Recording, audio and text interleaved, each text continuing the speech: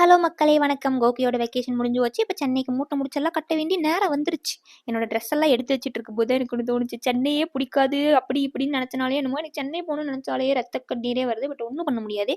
நானே தான் வேண்டி விரும்பி என்னை கூப்பிட்டுக்கோங்க. என்னால் டிப்ரெஷன் தாங்க முடியல, மன உளைச்சலாக இருக்குது அப்படின்னு சொன்னேன். அதனால் போய் தான் ஆகணும். And this is the outfit for the day. அப்புறம் ட்ரெஸ் எல்லாம் எடுத்து வச்சுட்டு வெளியே போனால் எங்கள் அண்ணா வந்தார். எப்படிரா இருக்க குட்டி தம்பி அப்படின்னாரு. அப்புறம் எங்கள் அண்ணா கூட கொஞ்ச நேரம் பேசிட்டு என் பாசக்காரன் என்னை வெளியே கூப்பிட்டு போனார். போயிட்டு பாதாம் பால் ஐஸ்கிரீம்லாம் வாங்கிட்டு வீட்டுக்கு வந்தா என்ற மம்மி எனக்கு மாங்காய் சாம்பார் வச்சு வச்சுருந்தாங்க.